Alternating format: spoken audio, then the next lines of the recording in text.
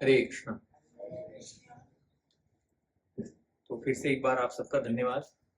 आपने अपने जीवन में बहुत सारे कर्तव्यों के साथ साथ इस बात का चयन किया कि आपको भगवत गीता सुनने में, पढ़ने में या समझने में रुचि है, क्योंकि 750 800 करोड़ लोगों में बहुत कम ऐसे भाग्यशाली लोग हैं जिन्हें भगवत गीता पढ़ने में या उसके आध्यात्मिक ज्ञान में रुचि है।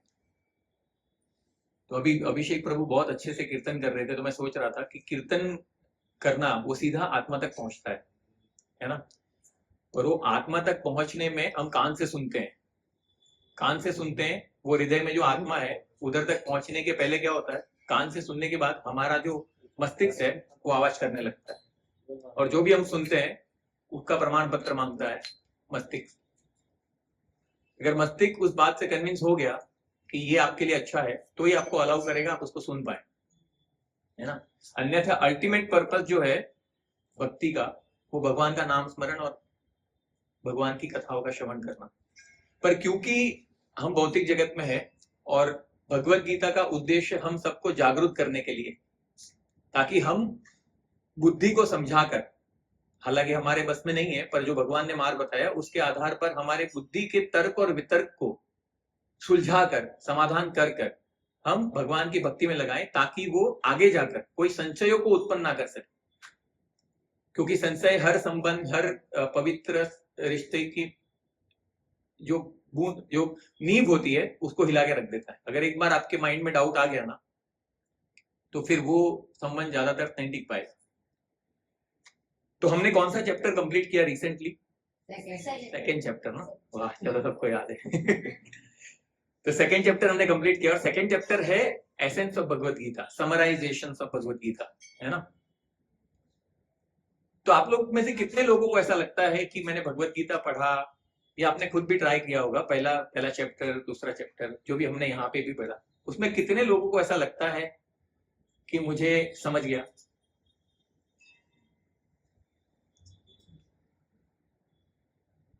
कोई नहीं? चलो ठीक है, मुझे समझ गया कि मुझे नहीं समझ। कितने लोगों को नहीं समझा?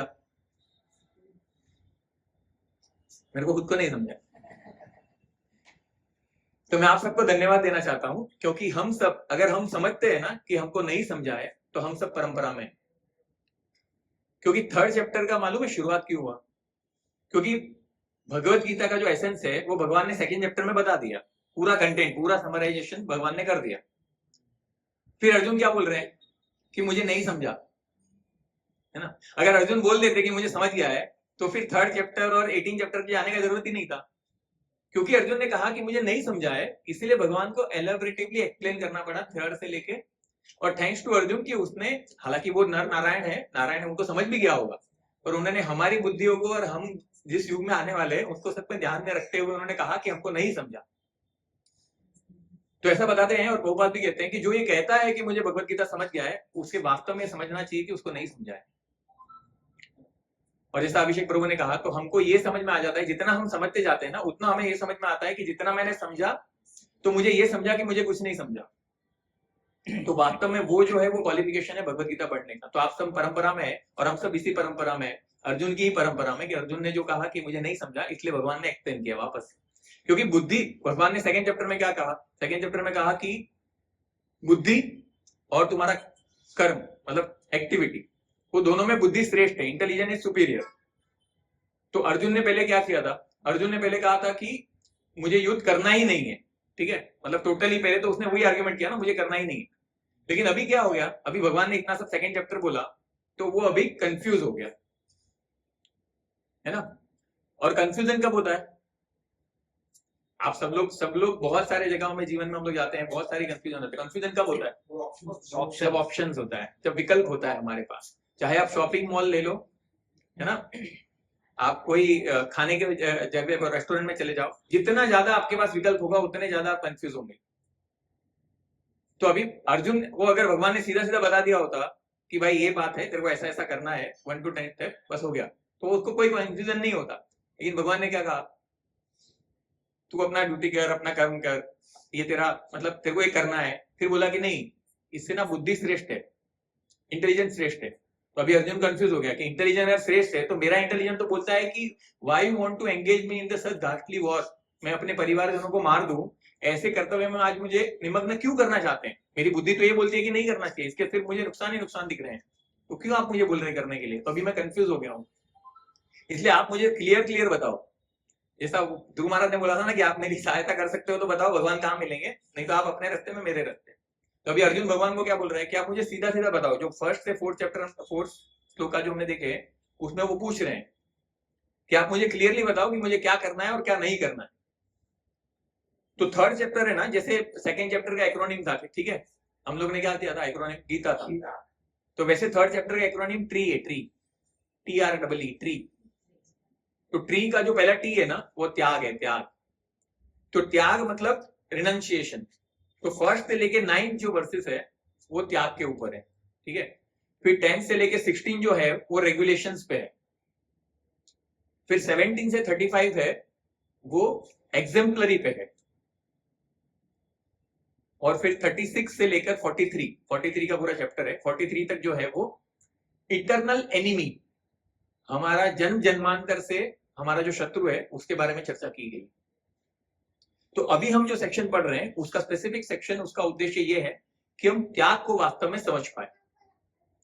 अभी त्याग क्या है, त्याग क्या होता है? रिनंशिएशन किसको बोलते हैं?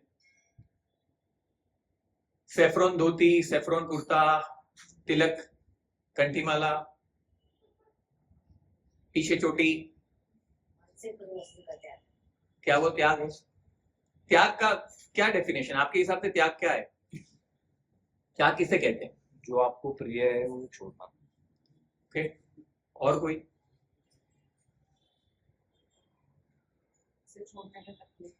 इसे छोड़ने में तकलीफ हो, अच्छा, और?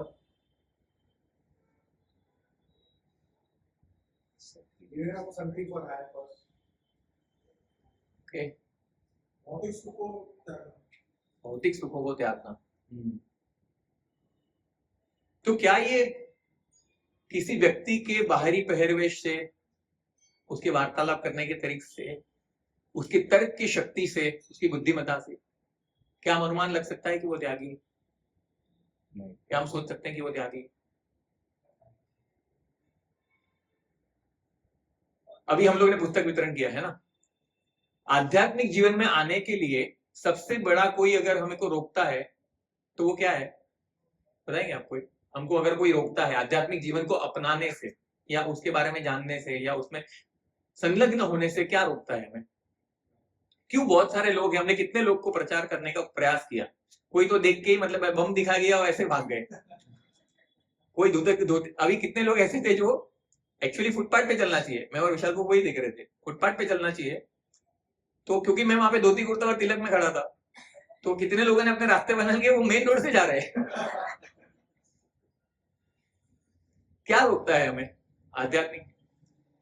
हमें ये रोकता है, एक तो बुद्धि तो है ही डेफिनेटली, पर हमें ये रोकता है कि अगर मैं आध्यात्मिक जीवन को अपनाऊंगा या अपनाऊंगी तो मैं जो कुछ भी कर रहा हूं वो मुझे छोड़ना पड़ेगा, ये मैं नहीं कर पाऊंगा या नहीं कर पाऊंगी, है ना। भक्ति में आएंगे तो क्या होगा, हमारी जितने भी महत्वाकांक्षाएं हैं भौतिक दृष्टिकोण से हमें लगता है कि वो हमें छोड़ना पड़े। इसीलिए अधिकांश लोग आध्यात्मिक जीवन को नहीं अपनाते, क्योंकि उनको उनकी दिनचर्या में, उनके व्यवहार में, उनकी वाणी वर्तन में और उनके स्वभाव में कोई परिवर्तन नहीं चाहिए। एक लड़का मिला, उसको कितना कन्विंस करने का ट्राई किया, नहीं कन्विंस हुआ, वो सब कुछ समझाया मैंने, फिर भी नहीं कन्विंस हुआ। एवरीथिंग ही वाज अग्रीइंग, सब हाँ बोल रहा था, लेकिन वो बोल रहा था कि मेरे लिए नहीं है। मतलब तेरे लिए नहीं तो किसके लिए है? ये पूरा भगवत गीता भगवान ने हमारे लिए बोला है, हम सबके लिए, पर वो नहीं हुआ, ठीक है। तो आध्यात्मिक जीवन में उन्नति करने के लिए हमारा जो त्याग नहीं करने का जो भावना है वो हमें रोकता है, क्योंकि मुझे बदलाव लाना पड़े। हालांकि बदलाव आप चाहे या ना चाहे बदलाव आएगा ही, है ना। तो अगर बदलाव आने वाला ही है तो उस बदलाव का स्वीकार कर हम आध्यात्मिक जीवन में रुचि जागृत करके अपने जीवन को सुगम और सुलभ बना सकते हैं। तो भगवत गीता सबसे पहली बात है कि अभी यहाँ पे ये जो सेक्शन है ना वो बहुत क्लियर कर देगा कि कैसे जो अंतरराष्ट्रीय कृष्ण महानामृत संघ है ना उसका एक मिथ्याचार मतलब मिथ्या विवाद एक है कि जहां पर वो लोगों का ब्रेन वॉश करते हैं या सबको भक्त बना देते हैं या सबको मंदिर में ज्वाइन करा देते हैं, सबको ब्रह्मचारी बना देते हैं।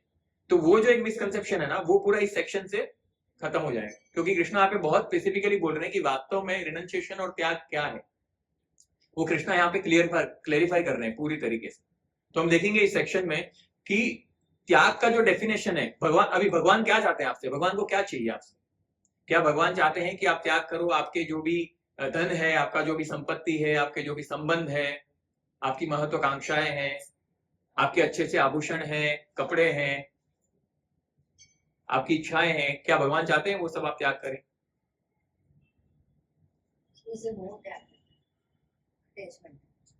परफेक्ट। तो अभी यहाँ पे ना हम लोग के पास थर्ड और fourth I think fourth verse बोल लिया था, राइट? लास्ट टाइम मैंने फोर्थ वर्स कर लिया था।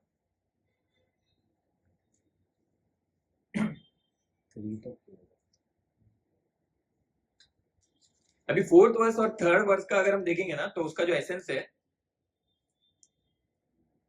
वो ये है कि not to do any work, मतलब बेसिकली दो टाइप के लोग होते हैं, मतलब वो क्या तो कुछ भी नहीं करना है, तो क्या होगा इसमें अर्जुन का आर्ग्यूमेंट वही था ना, आगे अगर देखेंगे तो अर्जुन का आर्ग्यूमेंट क्या था, वही था कि अगर मैं कर्म करूंगा तो उससे क्या होगा, मुझे रिएक्शन मिलेगा और ये भी हो सकता है कि अच्छे या बुरे रिएक्शंस मिले और हो सकता है मैं अटैच हो जाऊंगा तो वापस एंटेंगलमेंट आएगा, तो उसको एक फियर था, इसकी वजह से वो एक्सेप्ट नहीं कर पाता।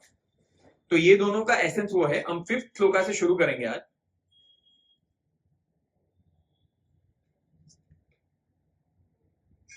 नहीं कश्चित् क्षणम् अपि यातु तिष्ठत कर्मकृत् कार्यते हवश कर्म सर्व प्रकृति जैर्गुणे।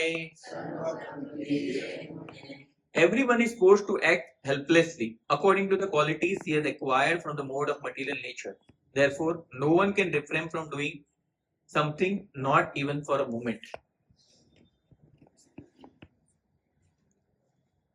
It's not a question of embodied life, but it is the nature of the soul to be always active.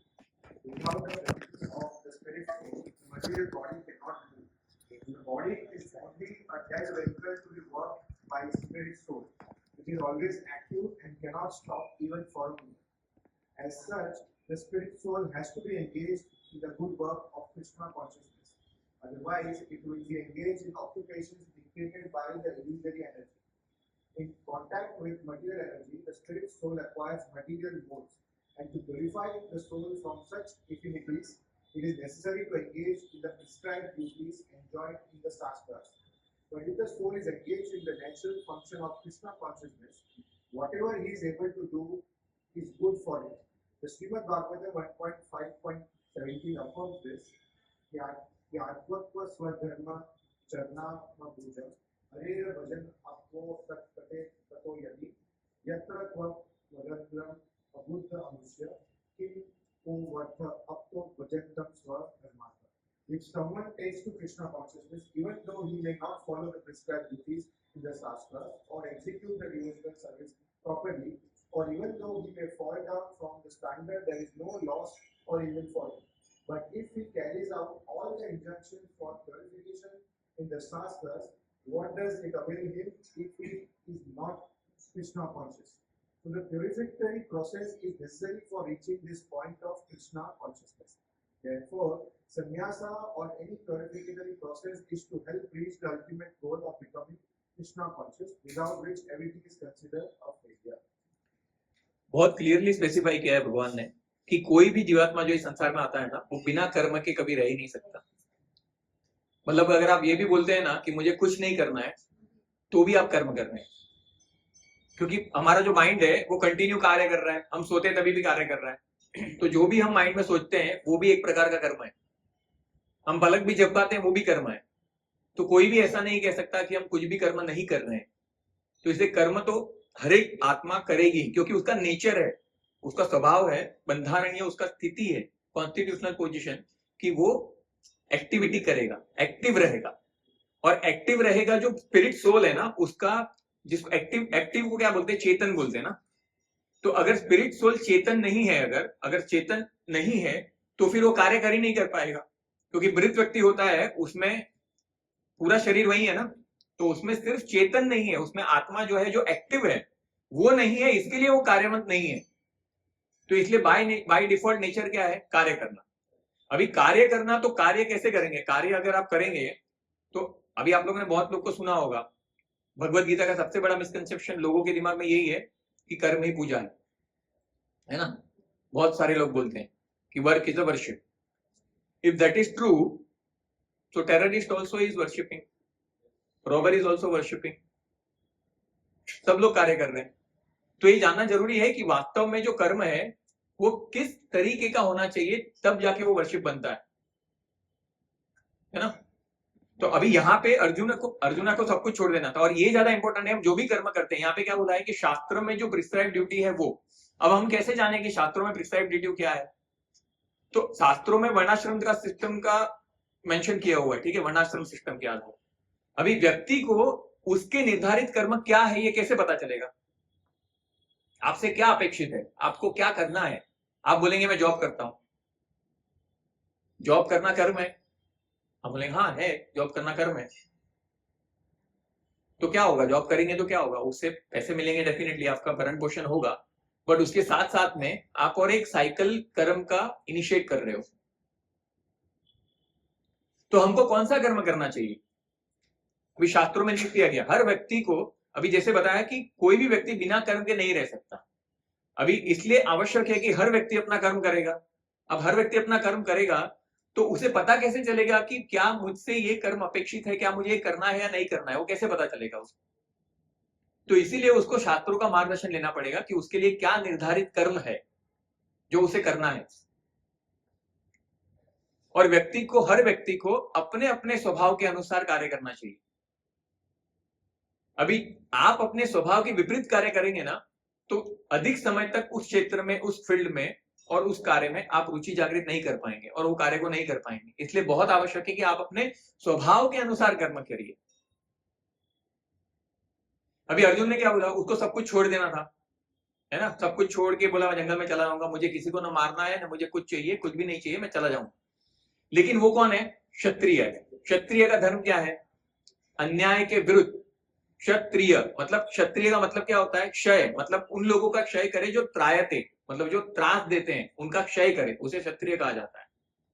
तो उनके खून में होता है गर्मी। क्षत्रिय कहां पे भी अन्याय दिखेगा तो वो तुरंत खड़े हो जाएंगे। आपने देखा होगा बहुत लोग है ना, बहुत लोग ऐसे होते हैं, अगर इसको सिंपल भाषा में समझना चाहे तो हम लोग अगर कोई लोग होते हैं, अगर कोई भी फंक्शन है आपका, ठीक है, घर में कोई भी फंक्शन हुआ, तो कोई भी फंक्शन होगा तो उसमें वो लोग है ना, एक एडमिनिस्ट्रेटिव सर्विस वाले का मूड होगा एक, मतलब वो सही से अगर कहीं पे प्रसाद शुरू किया है तो उसका लाइन अरेंज करने लगेंगे, या कहीं पे व्यवस्थापन देखने लगेंगे। तो हमको समझना चाहिए कि इसकी जो बुद्धि है, इसकी जो चेतना है, उसका जो स्वभाव है वो एडमिनिस्ट्रेटिव वाला है, क्षत्रिय वाला है ना। कुछ लोग की रुचि रहेगी जो शांति से बैठ के अपना जपा करेंगे, अध्ययन करेंगे, कम बोलेंगे या तो नहीं भी बोलेंगे, 2 बार पूछोगे तो 1 बार बोलेंगे।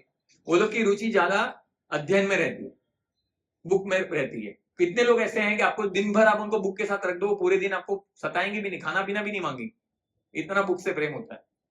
तो हमको समझना चाहिए कि वो कौन है, वो ब्राह्मण है, जो बुद्धि के आधार पर शास्त्रों का अध्ययन करके रह सकते। कुछ लोग होते हैं ना, जो अगर मंदिर का भी बात करें, कुछ लोग होते हैं आनंदान प्रभु जैसे होते हैं, तो उनको ना मतलब रोकड़ा देखना बहुत अच्छा लगता है, गिनना बहुत अच्छा लगता है, मतलब पैसा, किसी को ना ऐसे पैसा आता हो बहुत अच्छा लगता है। तो एक बार क्या होता है, एक बार नारद मुनि जा रहे होते हैं, और नारद मुनि जा रहे होते हैं तो वहां पे लक्ष्मी जी आ रही होती है, लक्ष्मी जी आ रही होती है और एक तरफ से शनिदेव भी आ रहे होते हैं। तो नारद जी बोलते हैं अरे बाप रे, कि शनि महाराज से सब डरते हैं, हालांकि वो परम वैष्णव है, पर उनकी दृष्टि से सब डरते हैं। और यहाँ तक कि भगवान शिव पर भी उन्हें दृष्टि डाली थी, हालांकि कुछ हुआ नहीं, वो अलग एक कथा है पूरी। तो वो उनकी दृष्टि से सब डरते हैं। किसी की राशि में अगर शनि महाराज बैठ गए तो 2.5 साल और 7.5 साल तक आप भूल जाओ कि आप कुछ भी करोगे उसमें आपका सक्सेस मिलेगा।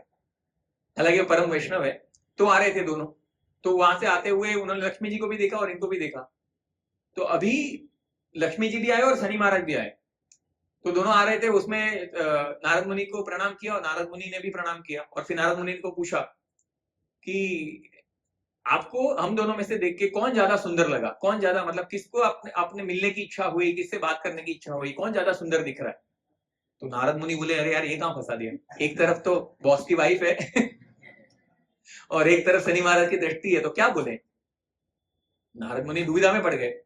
अगर देखो ऐसा बोला कि शनि महाराज की दृष्टि से बचने के लिए बोला शनि महाराज आप सुंदर लग रहे थे, तो बॉस की वाइफ नाराज हो जाएगी, और बॉस की वाइफ नाराज हो जाएगी तो खत्म।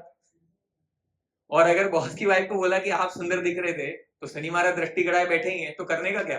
तो मन ही मन उन्होंने प्रार्थना किया और दिमाग लगाया अपना।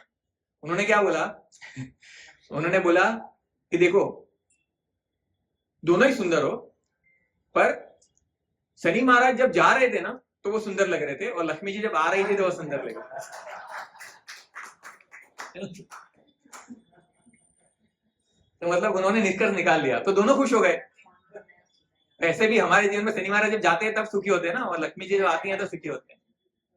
तो लक्ष्मी आती हुई अच्छी लगती है सबको।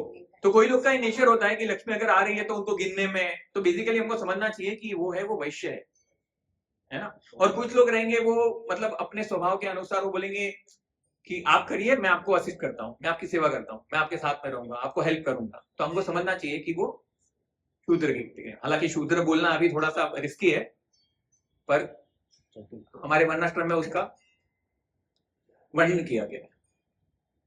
तो ये इंपॉर्टेंट है कि हम हमारे स्वभाव के अनुसार, अभी कुछ लोग ऐसा बोलेंगे कि मुझे पता ही नहीं कि मेरा स्वभाव क्या है।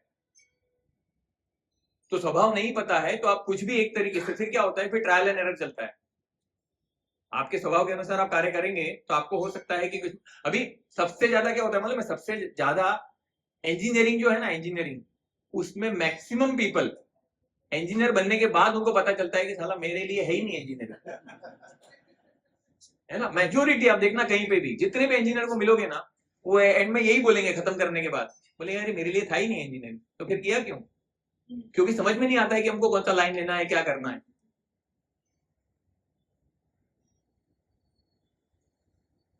तो ये निर्धारित हो गया कि हमको हमारे स्वभाव के अनुसार कार्य करने चाहिए। और इसमें साथ में होता क्या है कि स्वभाव के अनुसार, अगर ये भी एक एक्सक्लूजन होता है जहां पे व्यक्ति थोड़ा सा बाहर निकलने का ट्राई करता है, और अब उसमें से उसको लगता है कि शायद मैं बच जाऊंगा, वो बोलेगा कि मेरे स्वभाव के अनुसार कोई कार्य ही नहीं है, तो फिर क्या हो जाएगा, वो कुछ भी नहीं करेगा, है ना। और अगर जिस तरीके से हमारे स्वभाव के अनुसार अगर हमने कार्य नहीं किया, और दूसरे के स्वभाव और दूसरे के देखकर हमने कोई कार्य स्वीकार किया, तो वो आगे जाकर हम उसको कंटिन्यू भी नहीं कर पाएंगे, और हम एक मिथ्याचार वाला जीवन जीने लगेंगे।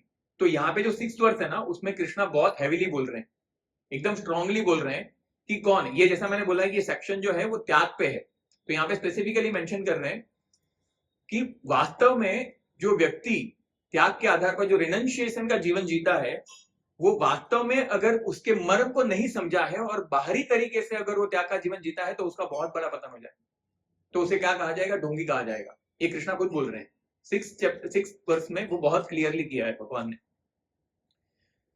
कर्मेंद्रियाणि संयम्य कर्मेन्द्रियाणि संयम्य आस्ते मनसा स्मरन् यास्ते मनसा स्मरन् इंद्रियार्था विमूढ़ात्मा मिथ्याचार स उच्यते। मिथ्याचारः उच्यते। One who restrains the senses of action, but whose mind dwells on a sense object, certainly deludes himself and is called as a pretender. There are many pretenders who refuse to work in Krishna consciousness but make a show of meditation, while actually dwelling within the mind upon sense enjoyment. Such pretenders may also speak on dry philosophy in order to bluff sophisticated followers, but according to this verse, these are the greatest cheaters. For sense enjoyment, one can act in the capacity of social order, but if one follows the rules and regulation of his particular status, he can make gradual progress in purifying his existence. But he who makes a show of being a yogi while actually searching for the objects of sense gratification must be called the greatest cheater, even though he sometimes speaks of philosophy. His knowledge has no value because the effect of such a sinful man's knowledge are taken away by the illusionary energy of the Lord. Such a pretender's mind is always impure, and therefore his show of yogic meditation has no value whatsoever. तो यहाँ पे भगवान ने बहुत clearly बता दिया है कि जो व्यक्ति प्रिटेंडर, यहाँ पे क्या बोला है, मिथ्याचार से उच्यते। मिथ्या मतलब फॉल्स और आचार मतलब एक्टिविटी, आचरण। तो मिथ्याचार मतलब फॉल्स एक्टिविटी और फॉल्स आचरण करने लगेगा अगर वास्तव में, जैसे अभी यहाँ पर क्या है कि यहाँ पर संन्यास की बात हो रही है, त्याग की बात हो रही है, तो ब्रह्मचारी जो सेफ्रॉन लेकर मंदिर में ज्वाइन करते हैं या जो संन्यास आश्रम को ग्रहण करते हैं, वहां पे भगवान बता रहे हैं कि अगर वो प्री मैच्योर्डली लिया हुआ संन्यास है ना, सिर्फ एस्केपिज्म है। क्योंकि बहुत बार क्या होता है, शास्त्रों का नाम लेकर, आध्यात्मिक जीवन का नाम लेकर हम अपने रिस्पॉन्सिबिलिटी से भाग जाना चाहते हैं, दूर हो जाना चाहते हैं, है ना। अभी एक लड़का था, वो प्रभु जी अपने शुभ विलास के प्रभु का एक काउंसिलर था। वो आया प्रभु जी के पास और उसको बोलने लगा, प्रभु जी को बोला कि मेरा ना घर में मेरे कोई कदर नहीं करता है, मेरे माता पिता, मेरे भाई बहन सब मेरे को सुनाते रहते हैं, सब टोकते रहते हैं, सब मुझ पे दोषारोपण करते रहते हैं, सब परेशान करते रहते हैं। तो प्रभु जी ने बोला क्या हुआ, तू करता क्या है मतलब? तो बोला कि नहीं, मैं तो मतलब किसी को परेशान नहीं करता हूँ, मैं सिर्फ अपने रूम में रहता हूँ, प्रभुपाद का पुस्तक पढ़ता हूँ और जपा करता रहता हूँ, मैं किसी को कुछ बोलता नहीं हूँ, ना किसी के साथ कोई आर्ग्यूमेंट करता हूँ, फिर भी मेरे को सुनाते रहते हैं, बोलते रहते हैं। तो अभी वो क्या कर रहा था, वो क्या बोला कि प्रभु जी को बोलता है कि ये प्रभुपाद का जो पुस्तक है वो तो वास्तव में जीवन का सार है, वही तो हमको करना है, वही तो भगवत गीता पढ़ना है, भागवतम पढ़ना है, प्रभुपाद के पुस्तक पढ़ने हैं और जपा करना है, यही तो जीवन का एसेंस है, वही तो मैं कर रहा हूँ और ये लोग सबको अच्छा नहीं लगता है, मुझे सुनाते रहते हैं। तो वास्तव में वो क्या कर रहा था यहाँ पे, जब ये प्रभु जी ने सुना तो प्रभु जी ने अच्छे से जापा उसको। वो क्यों चिल्ला रहे थे? क्योंकि उसने कोई भी रिस्पॉन्सिबिलिटी लिया नहीं था अपने घर का, अपने परिवार का, अपने फैमिली मेंबर, और वो क्या कर रहा था, आध्यात्मिक में नाम पर अपनी रिस्पॉन्सिबिलिटी से विलग होना चाहता था।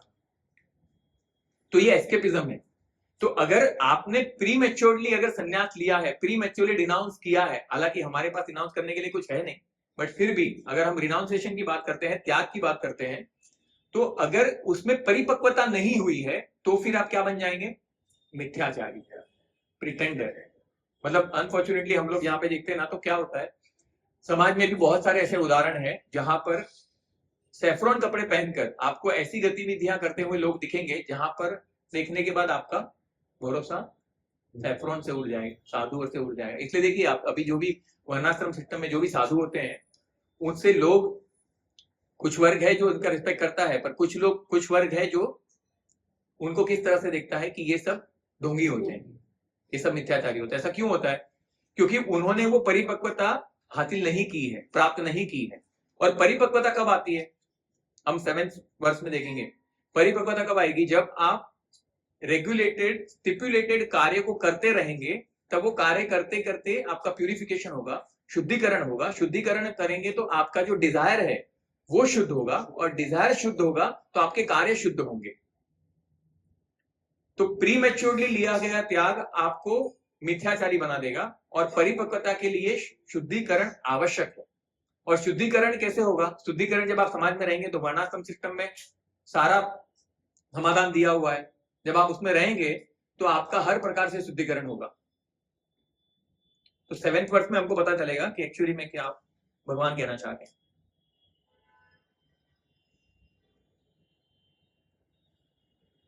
यस्वी इंद्रियाणि मनसा नियम्भारवतेर्जुन कर्मेन्द्रिय कर्मयोगम आसक्तस् विशिष्यते। On the other hand, if a sincere person try to control the active senses by the mind and begin karma yoga in Krishna consciousness without attachment, he is by far superior. Instead of becoming a pseudo transcendentalist for the sake of wanton living and sense enjoyment, it is far better to remain in one's own business and execute the purpose of life, which is to get free from material bondage and enter into the kingdom of God. The prime Swarthagati or goal of self-interest is to reach Vishnu. The whole institution of Varna and Ashram is designed to help us reach this goal of life. A householder can also reach this destination by regulated service in Krishna consciousness. For self-realization, one can live a controlled life as prescribed in the Shastras and continue carrying out his business without attachment, and in that way make progress. A sincere person who follows this method is far better situated than the false pretender who adopts a show bottle spiritualism to cheat the innocent public. A sincere sweeper in the street is far better than a charlatan meditator who meditates only for the sake of making a living. तो जैसा मैंने कहा ना, यहाँ पे दो प्रकार के लोग होते हैं, एक वो होते हैं और यहाँ पे भगवान बोल रहे हैं। तो यहाँ पे भगवान की अपेक्षा क्या है कि अल्टीमेटली से हम जब देखते हैं, जब शुद्ध भक्त को देखते हैं, प्रभुपाद जी को देखते हैं, गुरु महाराज को देखते हैं, जैसे भी शुद्ध भक्त को देखते हैं, तो वो जो लोग हैं वो पूरा तरह से संपूर्णतः भगवान पे आश्रित है। उन्होंने सब कुछ छोड़ दिया है, वो रिनाउंस ऑर्डर में है। रिनाउंस ऑर्डर मतलब ना तो उनके पास बैंक बैलेंस है, ना ही कोई धन है, ना ही कोई लक्ष्मी है, वो टोटली भगवान के ऊपर आश्रित है। वो एक कैटेगरी है। तो उस पर हम आएंगे, वो उस पर एक्चुअली हमको वहां तक पहुंचना है, पर वहां तक उसके पहुंचने के लिए हमें तीन चीज बहुत आवश्यक है। क्या आवश्यक है? एक तो हमें ट्रेनिंग आवश्यक है, दूसरा आवश्यक है नॉलेज, अंडरस्टैंडिंग, है ना, और तीसरा आवश्यक है प्यूरिफिकेशन ऑफ हार्ट। अगर ये तीन चीज नहीं हुआ ना, तो ये तीन चीज नहीं होने के कारण जो भी रिनाउंसिएशन आएगा या जो भी त्याग आएगा वो सिर्फ सुपरफिशियल होगा। या तो एस्केपिज्म के कारण होगा, ठीक है, या हमारा जो बहुत ज्यादा अटैचमेंट है, वो बोलते हैं ना, मतलब बहुत ज्यादा एक्चुअली ना ना ना ना ना होता है ना, वो एक्चुअली में हाँ होता है ना। ये बहुत सारे लोगों को पता होगा, है ना का मतलब हाँ होता है। तो ये तीन चीज के लिए क्या आवश्यक है? तीन चीज के लिए हमें ड्यूटी करना आवश्यक है, हमें कर्म करना आवश्यक है। और जब कर्म करेंगे तो उसके आधार पर क्या होगा? और नॉलेज के लिए क्या करना पड़ेगा? नॉलेज के लिए हमें शास्त्रों का अध्ययन करना पड़ेगा, और जो शास्त्रों पे आश्रित जीवन जी रहे हैं उनके मार्गदर्शन में रहकर वो नॉलेज को हमारे जीवन में कैसे अप्लाई करना है वो सीखना पड़ेगा। तो राइट नॉलेज आ गया, हमें पता चल गया कि वास्तव में रिनाउंसिएशन क्या है, तो हम आर्टिफिशियली रिनाउंस करने का प्रयास नहीं करेंगे। इसलिए भगवान क्या बोल रहे हैं, परपट में प्रभुपाद क्या बोल रहे हैं कि वो व्यक्ति जो गलत तरीके से रिनाउंस ऑर्डर में जाता है, उससे ज्यादा एक पर्स साफ करने वाला जो कर्मचारी है वो ज्यादा महान है, क्योंकि वो क्या कर रहा है, वो अपना ड्यूटी कर रहा है। तो ड्यूटी के कारण क्या होगा, वो ड्यूटी करते करते वो प्यूरिफाइड होगा, उसकी डिजायर प्यूरिफाई होगी, और धीरे धीरे इवोल्यूशनरी प्रोसेस के आधार पर ग्रेजुअली वो डिटैचमेंट की तरफ बढ़ेगा। तो वो ज्यादा बेटर। अभी इससे क्या होता है, बहुत बार क्या होता है कि जो फॉल्स होता है ना, उसमें फॉल्स जो रिनाउंसिएशन होता है, अभी क्या है कि हमारे समाज में, विशेष रूप से भारत में, जो रिनाउंसिएशन है उसको बाय डिफॉल्ट बहुत ज्यादा आदर मिलता है। सैफ्रॉन कपड़े को तो लोग पैर छुएंगे, लोग घर पे बुलाएंगे, लोग आदर सत्कार करेंगे। तो उसमें क्या है कि जिसका परिपक्वता नहीं हुआ है वो उस बात को गंभीरता से ले लेगा, और गंभीरता से ले लेगा तो क्या हो जाएगा, उसका पतन हो सकता है। क्योंकि सैफ्रॉन को आदर मिलता है ना, तो वास्तव में वो पैर छुएंगे, तो अगर वो व्यक्ति ने अगर वो सोच लिया कि अरे मेरे पैर छू रहे हैं मतलब मैं कोई सुपीरियर हूं या मैं एडवांस हूं, अगर उसने वो सोच, उसको नहीं पता है कि वो जो पैर छू रहे हैं ना, वो तुमको नहीं छू रहे, तुम्हारे कपड़े को छू रहे हैं। तो अगर उसने उस बात को गंभीरता से ले लिया तो क्या होगा, मतलब ऐसा बोलते हैं कि वो ऐसी मेंटालिटी को लेकर, मतलब क्या है कि मेरे मन में, मेरे माइंड के अंदर मेरा जो डिजायर है वो इंद्रिय तृप्ति का है, ठीक है, इंद्रिय तृप्ति का डिजायर लेके अगर मैं रिनाउंस ऑर्डर में जाऊंगा तो फिर क्या होगा, जो भी अनफॉर्चुनेटली जो भी हम स्कैंडल्स देखते हैं वो वही होता है ना। उसमें दो चीज होता है, देखो, एक होता है, देखिए जब भी हम सोचते हैं ना तो हमको लगता है, हमको बहुत लोग बोलते हैं, न्यूज में भी आता है, और बहुत सारे लोग ऐसा प्रोपेगेंडा बना देते हैं कि साधु जो होते हैं वो सारे ढोंगी होते हैं। पर एक डॉक्टर अगर लोगों की किडनी निकाल के बेच रहा है, उसका मतलब ऐसा नहीं है कि आप जीवन में कभी डॉक्टर के पास नहीं जाएंगे। पॉइंट ये है कि हमें सतर्क रहना है, हमें समझ के रहना है कि किसके पास जाना है, बोनाफाइड है या नहीं है। तो वो व्यक्ति जो गलत तरीके से इंद्रिय तृप्ति की भावना लेकर अगर रिनाउंस ऑर्डर में गया है, तो फिर वो रिनाउंस ऑर्डर में रहते हुए वो ऐसे कार्य करेगा जिसकी वजह से न केवल उसके आश्रम पे, वो जो आश्रम रह रहा है उस पे लांछन लगेगा, और फिर उसके साथ रहने वाले लोगों पे भी लांछन लगे और पूरे समुदाय को लांछन लगे। ऐसा कहा जाता है, नरसिंह मेहता कहते हैं कि भक्ति खांडा केरी धार नथी उंगर सीनु काम, है ना, गुजराती में बोलते हैं, भजन है नरसिंह मेहता का। तो ऐसा कहा जाता है कि जो रिनाउंस ऑर्डर है, जो भक्ति का मार्ग है, जो परिपक्वता, जो संसार को छोड़ के भगवान की तरफ जाने के लिए अपने आप को पूर्ण समर्पित करते हैं, वो दो धारी तलवार पर चलने वाला काम है। अगर दो धारी तलवार पे आप चल रहे हैं, अगर आप नहीं समझे, अगर मान लो जो भी पुरुष लोग जो भी शेविंग करते हैं, वो शेविंग करते वक्त ब्लेड है, ठीक है, अगर आपने ध्यान नहीं दिया तो क्या होगा, कट जाएगा, ब्लीडिंग होगा। और हो सकता है कि आपने अगर अच्छे से किया और ध्यान दिया तो आप क्लीन शेव भी हो जाएंगे, है ना। तो ये जो रिनाउंस ऑर्डर है वो उसको दो धारी तलवार कहा जाता है, और रेजर ब्लेड पे चलने वाला कार्य है त्यागी व्यक्ति का। अगर वो इंद्रिय तृप्ति भावना लेकर उस आश्रम में गया है तो उस आश्रम में वो क्या करेगा, इंद्रिय तृप्ति, जिसके भगवान ने यहाँ पे बताया ना कि dwells with the desires of sense enjoyment. अगर ये मानता हूं ये थर्ड चैप्टर जो है ना वो थोड़ा टेक्निकल है, आपको थोड़ा सा लग सकता है, बट ये समझना जरूरी है हमारे लिए। तो ये जब वो व्यक्ति इंद्रिय तृप्ति की भावना लेकर इस आश्रम में जाएगा तो उसके कारण क्या होगा, बहुत बड़ा विध्वंस हो जाएगा। उससे होगा ये कि न केवल वो अपने को दुखी करेगा बट उसके साथ साथ में रहने वाले दूसरे भी। इट इज लाइक, मतलब अगर बंदर के हाथ में दो धारी तलवार दे दी तो क्या करेगा, मतलब खुद को तो काटेगा ही लेकिन आसपास में जो भी लोग हैं उनको भी काटेगा। तो पहला जैसे मैंने कहा कि वहां पर क्या होगा, उसको जो मान आदर सत्कार सम्मान मिल रहा है, अगर उसका वो आदी बन गया और ये उसने मान लिया कि मैं इसका हकदार हूं, तो उसका पतन होगा। अगर मान लो कि वो ऐसा कुछ नहीं रखते तो दूसरा क्या होगा, दूसरा क्या पॉसिबिलिटीज है। एक तो होता है ग्रॉस, मतलब जो रिनाउंस ऑर्डर की बात करते हैं तो एक ग्रॉस होता है और दूसरा सटल होता है। तो ग्रॉस में क्या होता है, ग्रॉस में आदर सत्कार मान, है ना। जो सटल होता है उसमें क्या होगा, सटल में क्या होगा, सटल वे में उसको क्या लाभ हो सकता है। एक तो ग्रॉस हो गया, मतलब लोग सुविधाएं उपलब्ध कराएंगे, अनुकूलताएं देंगे, तोहफे देंगे, बहुत सारा होगा, वो ग्रॉस लेवल पे हो गया। लेकिन सटल में भी अगर रिनाउंस ऑर्डर में है तो सटल वे में name, fame, adoration, pride, position, वो सब भी एक छलावा है जहां पर व्यक्ति फंस सकता है। क्योंकि आप देखेंगे ना, जितने भी सेलिब्रिटीज, जितने भी लोग बड़े बड़े हैं, जो नामचीन हैं और जो प्रसिद्ध व्यक्ति हैं, वो व्यक्ति अगर कहीं बाहर निकले और अगर उनके पीछे लोग नहीं आए ना तो वो फ्रस्ट्रेट हो जाएंगे। मानते हैं इस बात को। वो एक नशा है, मतलब लोगों को लेके चलना, लोग पीछे चलना, वो एक बहुत बड़ा गंभीर नशा है। अगर वो नहीं मिला ना तो वो फ्रस्ट्रेट हो जाएंगे और वो फ्रस्ट्रेशन में वो कुछ भी कर सकते हैं। और बहुत लोग इसके कारण, जो नहीं मिलता है ना उसके कारण आत्महत्या कर लेते हैं। तो ये एक सटल वे है जहां पे सुषुप्त अवस्था में, सुषुप्त तरीके से उनकी इंद्रिय तृप्ति की इच्छा बढ़ती रहती है। तो ये भी इंद्रिय तृप्ति है और बाहर से जो मिलता है वो भी इंद्रिय तृप्ति है। तो भगवान बता रहे हैं कि ऐसे व्यक्ति से अच्छा वो व्यक्ति है जो अपने निर्धारित कार्यों को करता रहता है।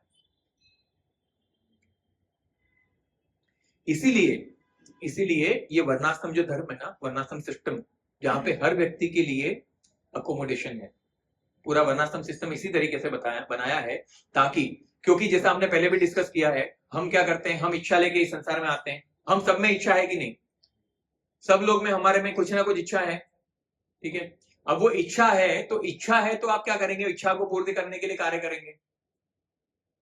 वो कार्य करेंगे और कार्य में इच्छा पूर्ति के लिए किया जाने वाला कार्य अगर आपकी इच्छाओं को पूर्ण कर पा रहा है तो आपकी इच्छाएं और बढ़ेगी, और अगर नहीं पूरी हो रही है तो आपको क्रोध आएगा। वो हमने पहले ही देखा है। तो इसीलिए वर्णाश्रम सिस्टम इसलिए बनाया भगवान ने कि जो भी इच्छाएं हैं आपकी, उसको वर्णाश्रम सिस्टम में रहकर उसे आप पूरी कर सकते हैं। और धीरे धीरे उसमें आपका शुद्धिकरण होगा, जहां पे आपको ज्ञान अर्जित होगा। और जहां पे अभी ऐसा बोल सकते हैं कि हम सिर्फ कार्य कर रहे हैं, लेकिन ये जो योगा शब्द है ना, योगा हम बोलते हैं ना, जो एक कर्म योगा का चैप्टर है, राइट। कर्म योगा, हम कर्म करने की बात कर रहे हैं। तो जैसा हमने पहले भी देखा कि कर्म हमें ये निश्चित करना पड़ेगा कि हम कौन सा कर्म कर रहे हैं, और कर्म कर्म ही रहता है और उस बंधन में फांसता रहेगा जब तक वो योगा नहीं बनता। और योग क्या होता है, जब आपके द्वारा की जाने वाले कर्म को आप भगवान से संलग्न करते हैं, भगवान से जोड़ते हैं, तो वो कर्म योग बन जाता है, फिर वो सिर्फ कर्म नहीं रहता, है ना। तो हमारे लिए आवश्यक है कि हम जो भी कार्य कर रहे हैं उसमें कैसे ना कैसे ये न कहने प्रकार हम भगवान को उसमें संलग्न करें। तो आगे बताएंगे भगवान की किस प्रकार का कर्म करना चाहिए, क्योंकि अर्जुन बोल रहा है कि विकर्म हो जाएगा, ठीक है, उसको लगता है कि वो कार्य जो है वो विकर्म हो जाएगा, उसके बहुत सारे अनावश्यक परिणाम आएंगे। और एक तरफ कर्म की बात आती है, कर्म की बात आती है तो फिर वो कर्म बंधन में फंसाएगा, तो क्या करने का। इसलिए एक वर्ष में भगवान बताएंगे, नियतम कुरु कर्मत्वम नियतं कुरु कर्मत्वं कर्मज्यायो हकर्षण कर्मज्यायो हकर्षण शरीरयत्रापि च तेन शरीरत्रापि कर्मेण प्रसिद्धे यद् कर्मण। प्रसिद्धेय Perform your prescribed duty. For doing so is better than not working. One cannot even maintain one's physical body without work. तो कार्य तो हमें करना ही है कैसे भी करके। तो हम ये एस्केपिज्म नहीं लगा सकते भक्ति में आने के बाद कि मेरी रिस्पॉन्सिबिलिटी अभी नहीं है। तो जो भी हमारी रिस्पॉन्सिबिलिटी है समाज के प्रति, परिवार के प्रति, हमारे खुद के प्रति, वो सारों के लिए हमें कार्य तो करना ही है। तो एक बात का निष्कर्ष हो जाता है कि भगवत गीता कहीं पर भी आपको कार्य नहीं करने का अनुमति नहीं देता है। अधिकांश समय ऐसा लोगों को लगता है कि जो भक्ति में आ गया ना उसके बाद उसको कुछ करना नहीं पड़ेगा। और बहुत बार जो ब्रह्मचारी या जो कोई भी साधु तिलक लगा के ऐसे करके जाते हैं ना, तो बहुत सारे लोग ऐसा ही समझते हैं कि आप लोग को सब फ्री में मिल जाता है, मंदिर में रहते हैं तो आपको कुछ करना नहीं पड़ता होगा। तो ये बहुत बड़ा मिसकंसेप्शन है, उनको लगता है कि कुछ करना नहीं है, ऐसे ही सब फ्री में मिल जाएगा। तो इसलिए कर्म तो करना ही पड़ेगा, लेकिन वो कर्म करने के लिए मतलब बेसिकली ये सिमिलर इंस्ट्रक्शन ही है जो 3, 7, 8 है ना, अगर आप देखेंगे तो सिमिलर इंस्ट्रक्शन है, इसलिए हम परपट पे नहीं जाएंगे। तो जैसा मैंने पहले कहा कि वहां पर अर्जुन को यह भय था कि विकर्म हो जाएगा, और भगवान बता रहे हैं कि यहाँ पे तुमको कर्म करना है, और बुद्धि का भी ज्ञान दे दिया। तो अभी भगवान बता रहे हैं कि कैसे अकर्म करना है। एक होता है कर्म जो आपको बंधन में फांसता है, दूसरा होता है विकर्म। वास्तव में जो कर्म है ना, वो कर्म एक्चुअली में क्या होता है, हम बहुत बार बोलते हैं ना कि कर्म कर्म कर्म कर्म, तो वास्तव में कर्म होता क्या है, क्या होता है कर्म? एक्शन। मतलब जो कुछ भी आप करेंगे वो सारा कर्म है। और आगे परपट में भी बताया कि भौतिक जगत जो है वो कैसे रेगुलेट होता है, 3 गुणों के आधार पर रेगुलेट होता है, रजस, तमस और सत्व गुण, मतलब सत्व, रजस और तमस, तो उसके गुणों पे आधारित होता है। और जो भी व्यक्ति यहाँ पे आता है वो ये 3 गुणों के कॉम्बिनेशन के आधार पर कार्य करता है। और जब इन 3 गुणों के आधार में रहकर जब वो कार्य करेगा तो वो सारे जो कर्म करेगा उसमें कर्म का बंधन लगेगा। Every action has equal and opposite reaction. अभी ये रिएक्शन लगेगा, मतलब आप चाहे मानो ना मानो, करो ना करो, जो कुछ भी करो, आप इस संसार में आए हो तो प्रकृति के 3 गुण के आधार पर किए जाने वाले सारे कर्म आपको कर्म बंधन के फांस में बांधेंगे। अभी जो कर्म बंधा है उस कर्म को, बंधे हुए कर्म का भोग आपको करना पड़ेगा। अगर आपने अच्छा किया है तो अच्छा भोगोगे, बुरा किया है तो बुरा भोगोगे, लेकिन भोगना तो पड़ेगा। तो अच्छे कर्म किए हैं तो स्वर्ग में जाएंगे ऐसा इच्छा होता है, और वहां पे स्वर्ग में सुखों को भोगने के बाद पुण्य क्षण्य विनश्यति, जब आपका खत्म हो जाएगा पुण्य को भोगने का तब वापस धर्म पे आ जाएंगे, और बुरा करेंगे तो बुरा भी आ जाएगा। तो अभी प्रॉब्लम ये है, और कैसा होता है, अगर हम इस संसार में जो भी हमारे जीवन में जो कुछ भी घटित हो रहा है ना, अभी हमारे जीवन में जो भी लोग आते हैं, हमारे जीवन में जो भी हम इंटरेक्शन करते हैं, जिन भी लोगों से मिलते हैं, जो भी हम करते हैं, वो सारा हमारे प्रारब्ध के आधार पर होता है। आपके जीवन में आने वाला कोई भी व्यक्ति ऐसा नहीं है कि वो बाय फ्लूक आया है, वो पूर्व निर्धारित है। कौन आपके जीवन में आएगा, आपके माता पिता कौन होंगे, आप किससे इंटरेक्ट करेंगे, कहां पे जॉब करेंगे, कहां पे आपका दाना पानी है, किन किन लोगों से मिलेंगे, क्या क्या वार्तालाप करेंगे, किनको मित्र बनाएंगे, कौन आपके जीवन में आके क्या प्रतिक्रिया देगा जिसके आपके आधार पर आप सुखी होंगे, दुखी होंगे, ये सब कुछ पूर्व निर्धारित। तो आप बोलेंगे सब कुछ पूर्व निर्धारित तो करना ही क्यों है, तब अपने आप हो जाएगा, है ना। मतलब अगर सही तरीके से अगर सब कुछ पूर्व निर्धारित है तो अगर मेरे नसीब में अभी ये स्टूडेंट लोग बैठे हैं, बोलेंगे अगर मुझे पास होना है तो ऐसे भी हो जाऊंगा, प्रारब्ध में है ना, मतलब भाग्य में है तो पास हो ही जाएंगे, और नहीं है तो फेल हो जाऊंगा। वैसे ही मुझे अगर कुछ मिलने वाला है तो वो ऐसे भी मिलेगा, तो मैं कर्म क्यों करूं? लेकिन नहीं, ये बहुत ही है ना सटल और बहुत ही गूढ़ रहस्य है। अगर हमको जो मिलने वाला है ना वो प्रारब्ध है, मतलब पूर्व जन्मों के कर्म के आधार पर हमको ये जन्म मिला है। यहाँ पे आपका रूप, गुण, वार्ता, स्वभाव, आपका इंटरेस्ट, सब कुछ आपने किए हुए कर्म के आधार पर आपको प्राप्त हुआ है, ठीक है। अब उसको आप भोग रहे हैं अभी, लेकिन प्रॉब्लम ये है कि वो एंड नहीं हो रहा है। अभी हम भोग रहे हैं, लेकिन भोगते साथ साथ हम दूसरा साइकिल क्रिएट कर रहे हैं, फिर से भोगना पड़ेगा, है कि नहीं? थोड़ा टेक्निकल होगा क्योंकि ये सब्जेक्ट टेक्निकल है, बट मैं जितना सरल भाषा में प्रयास कर रहा हूं कि कितने सरलता से हम समझ सके। अगर वो पूरा तरीके से वापस से भोगना ही पड़ेगा, अगर फिर से वही साइकिल चल रहा है तो हम एक साइकिल से निकलने के बजाय दूसरे साइकिल में घुस रहे हैं, और वो तो चलता ही रहेगा। तो इसका एंड कहाँ है? कब तक करने का? कहां तक करेंगे? कुछ तो एंड होना चाहिए ना। कहां से तोड़ेंगे उसको? वो सर्कल तो कैसा रहता है ना, मतलब, और it is not a simple circle, इसे एंटेंगल, वो जो मैट्रिक्स होता है ना, उसके अंदर से आपको पता ही नहीं चलेगा कि इसके अंदर से बाहर निकलने का रास्ता कहाँ है, भूल भुलैया जैसा है। और कर्म की गति, मतलब विश्वास करो, कर्म की गति इतनी गूढ़ है ना, जो भगवान खुद बोलते हैं, गुणाम कर्मणो गति, मतलब वो समझना अपने बस की बात नहीं है, हम नहीं समझ सकते। आपके जीवन में आपने सब कुछ अच्छा किया है, सब कुछ सही किया है, पर फिर भी आपके जीवन में दुख आएगा, तकलीफ आएगी, न चाहते हुए भी कोई व्यक्ति आके आपको दुखी करके जाएगा। आप बोलेंगे मैंने तो कुछ बिगाड़ा नहीं है, हमने अभी नहीं बिगाड़ा है, लेकिन कहीं ना कहीं कुछ ना कुछ तो हमने बिगाड़ा है, उसकी वजह से वो मुझे तकलीफ दे रहा है या दे रही है।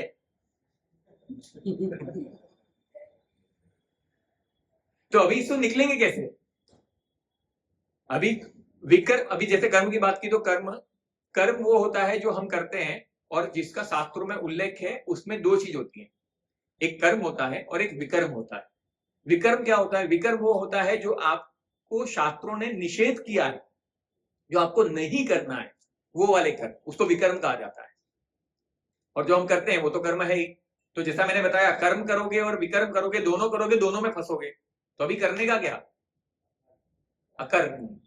अब भगवान बताते हैं कि अकर्म, अकर्म कैसे, भगवान उसको एक्सप्लेन करते हैं 9th वर्स में। 9th वर्स इस सेक्शन का लास्ट वर्स है, और 9th वर्स में वो बताते हैं कि कैसे हमको क्या करना है। भगवान इसमें ये 9th वर्स में हमारे मनुष्य जीवन का पूरा सॉल्यूशन दे रहे हैं, समाधान दे रहे हैं कि कैसे, क्योंकि जन्म और कर्म के आधार पर मुझे जन्म मिला है, जन्म में वापस कर्म करूंगा, उसके आधार पर पुनः जन्म मिलेगा। वो कैसा होगा? मेरे इस जन्म में किए जाने वाले कर्म के आधार पर, जैसा कर्म करेंगे वैसा आगे का योनि मिलेगा।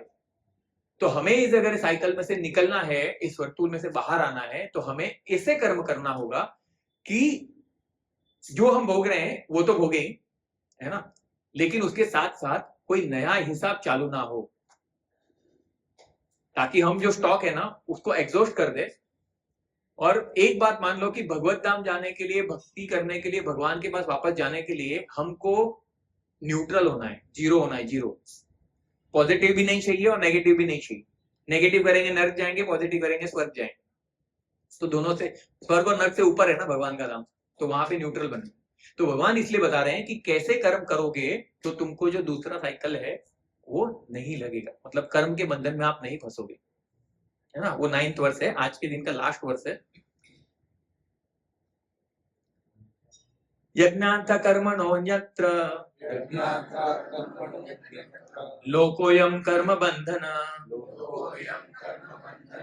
तदर्थ कर्म कौन्तेय मुक्त संग समाचर। Work done as a sacrifice for Vishnu has to be performed. Otherwise, work caused bondage in the material world. Therefore, O son of Kunti, perform your prescribed duty for his satisfaction, and in the way you will always remain free from bondage. Since one has to work even for the simple maintenance of the body, the prescribed duty for a particular social solution, and quality are so made that the purpose can be fulfilled. Yajna means Lord Vishnu or sacrificial performance. All sacrificial performances also are meant for satisfaction of Lord Vishnu. The Vedas enjoin Yajna Vai Vishnu. In other words, the same purpose is served whether one performs described yajnas or directly serves Lord Vishnu. Krishna consciousness is therefore performance of yajna as it is described in the verse. The Varnashram institution also aims at satisfying Lord Vishnu. Varnashram Charvata Guru Sarvena Para Umanu Vishnu Adayate. Therefore one has to work Anagate. Therefore one has to work for the satisfaction of Vishnu. Any other work done in this material world will be cause of bondage. For both good and evil work have their reaction, and any reaction binds the performance. Therefore, one has to work in Krishna consciousness to satisfy Krishna or Vishnu. And by performing such activities, one is in liberated stage. This is the great art of doing work, and the beginning, this process requires very expert guidance. One should therefore act very diligently. Under the expert guidance of devotee of Lord Krishna or under direct instruction of Lord Krishna himself, under whom Arjuna had the opportunity to work, nothing should be performed for sense gratification, but everything should be done for the satisfaction of Krishna. This practice will not only save one from reaction of work, but also gradually elevate one to transcendental loving service of the Lord, which alone can raise one to the kingdom of God. जैसे हमने चर्चा की तो भगवान ने बहुत specify कर दिया कि हमारा प्रत्येक कर्म हमारी इंद्रिय तृप्ति के आधार पर नहीं होना चाहिए और भगवान को प्रसन्न करने के लिए होना चाहिए। अब कैसे करें इसको? भगवान ने तो बोल दिया कि भगवान सारे जो है वो यज्ञ कर्म भगवान विष्णु को अर्पित करने के लिए करिए। यज्ञार्थास यज्ञ के हिसाब से कीजिए। आप जो कर्म कर रहे हैं वो यज्ञ होना चाहिए। अब यज्ञ में तो क्या चाहिए? यज्ञ में तो आहुति चाहिए, घी चाहिए, संविदा चाहिए, बहुत कुछ चाहिए, समय चाहिए। तो कैसे करें कर्म को? कैसे यज्ञ को करें? टाइम भी चाहिए जो हमारे पास नहीं है।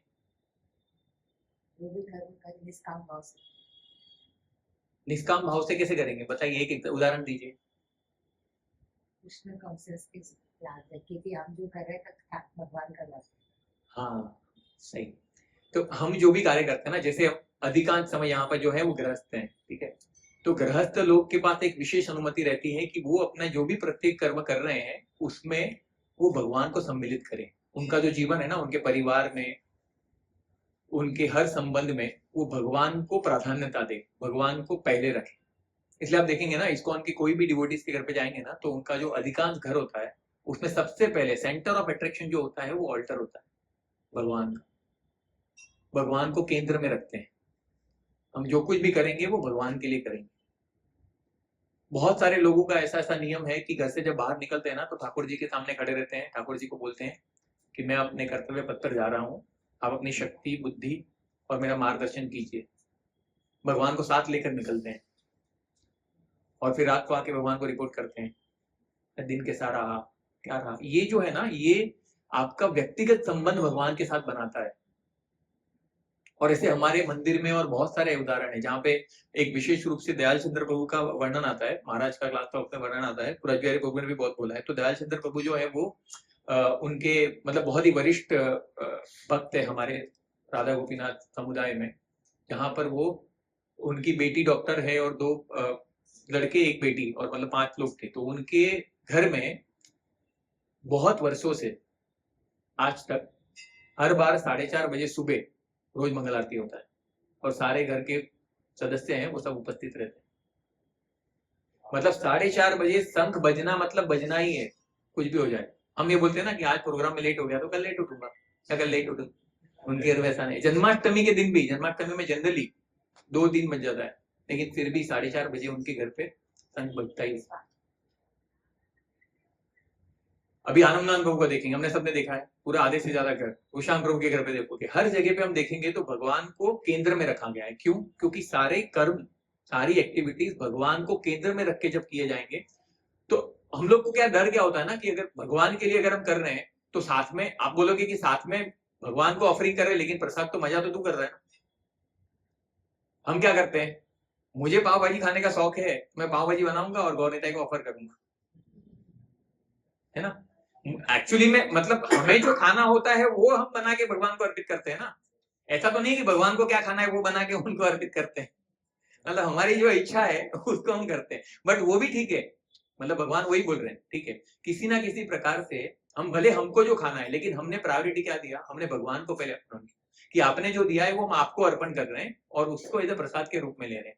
एक्चुअली आप देखना, मतलब जो भी विशेष व्यक्ति होगा ना, अगर नरेंद्र मोदी या कोई भी बड़ी प्रसिद्ध व्यक्ति है ना, वो इतना एंजॉय नहीं करता होगा जितना उनके कर्मचारी एंजॉय करते हैं, उनके ड्राइवर एंजॉय करते हैं। मालूम है आपको? जो फैसिलिटी उनको मिलता है ना, जो प्राइवेसी, जो सिक्योरिटी उनको मिलता है, वो सब उनके कर्मचारी को भी मिलता है। तो भगवान यहाँ पे वही बता रहे हैं कि, और हमारा एक ऐसा भ्रम होता है कि भगवान के, बहुत लोगों को ऐसा लगता है कि भगवान के लिए करेंगे तो हमारा क्या होगा, लेकिन जब भगवान के लिए करते हो ना, तो भगवान अपने प्रसाद के रूप में आपका भी ध्यान रखते हैं।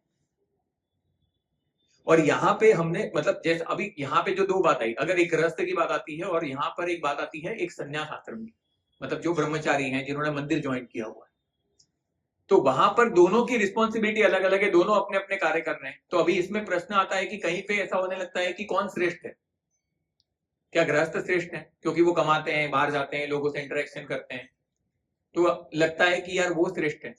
और ऐसे गृहस्थ आश्रम को बड़ा आश्रम कहा गया है। क्यों कहा गया है?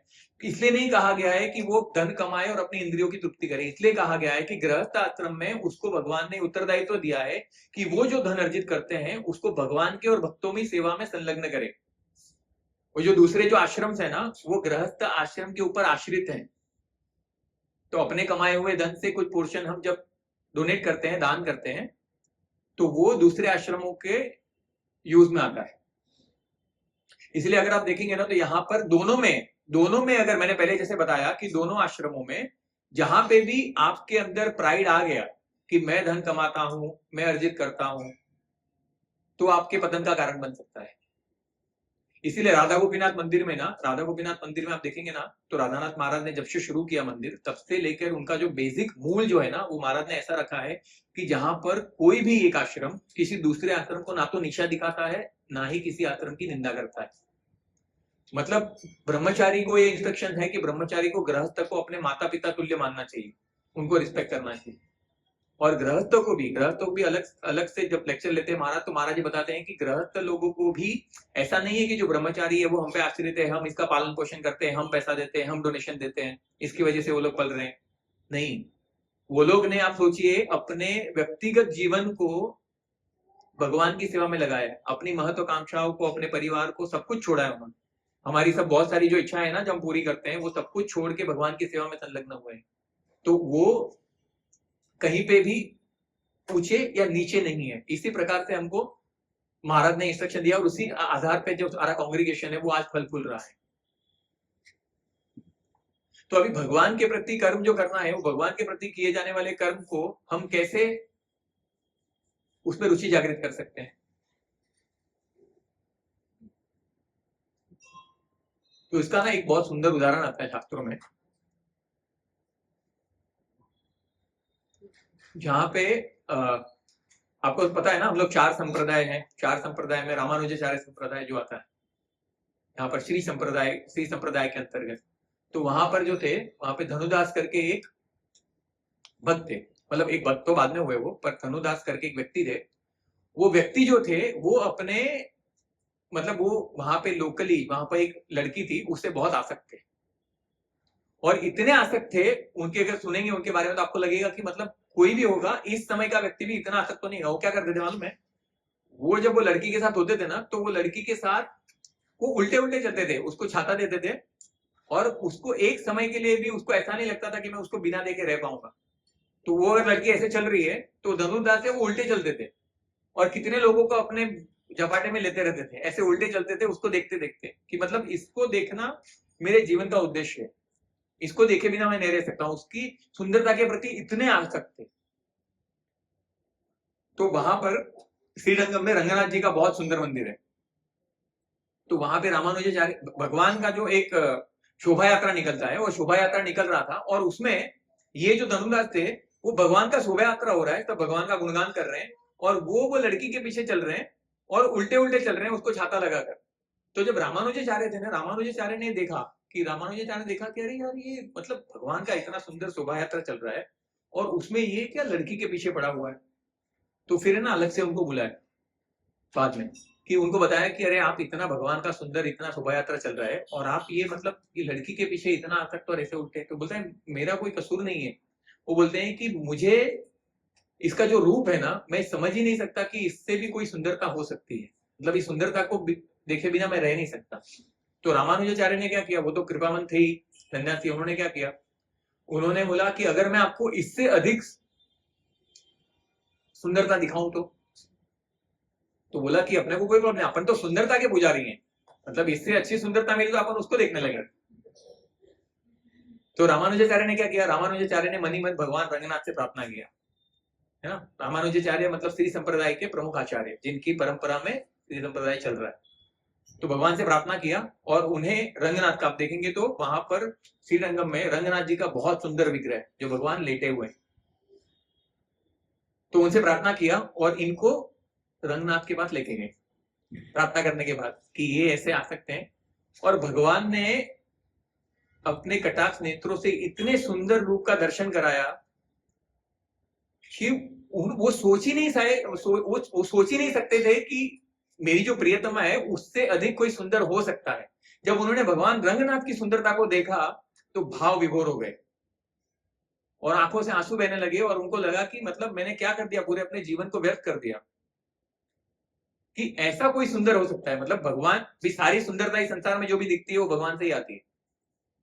तो भगवान को सुंदरता देखने के बाद वो मंत्रमुग्ध हो गए और फिर उन्होंने क्या किया, उन्होंने रामानुजाचार्य से आश्रय लिया और उन्हीं मार्ग में वो भक्त बन गए। भाई भक्त बन गए तो रामानुज और उनकी पत्नी सबसे पहले बोला कि मुझे आपका आश्रय दो, और सबसे पहले बोला कि मैं क्या करूं अभी, आप मुझे बताइए, मैंने तो अपना जीवन व्यर्थ कर दिया। तो जानते हैं रामानुजाचार्य ने क्या कहा, रामानुजाचार्य ने कहा सबसे पहले वो लड़की के साथ शादी करो, टाइम पास नहीं करने का। तो सबसे पहले उसने शादी किया और दोनों इतने उत्कृष्ट भक्त बने भगवान के कि रामानुजाचार्य मतलब उनके साथ ही रहते थे। वो सन्यासी हैं लेकिन वो इतने सुंदर भक्त थे, मर्यादा रखकर अपने जीवन को इस तरह व्यतीत कर रहे थे कि वहां पर उनको रामानुजाचार्य उनको ही ज्यादा समय देते थे, उनके साथ ही रहते थे। तो वहां पे जो दूसरे जो उनके जो शिष्य थे उन्हें थोड़ी ईर्ष्या होने लगी कि अरे गुरु महाराज तो उनके साथ ही रहते हैं पूरे दिन, उनको ही समय देते हैं, हमने अपना सारा जीवन त्याग कर ब्रह्मचारी बने हैं, हमारे पर तो ध्यान ही नहीं है गुरु महाराज का।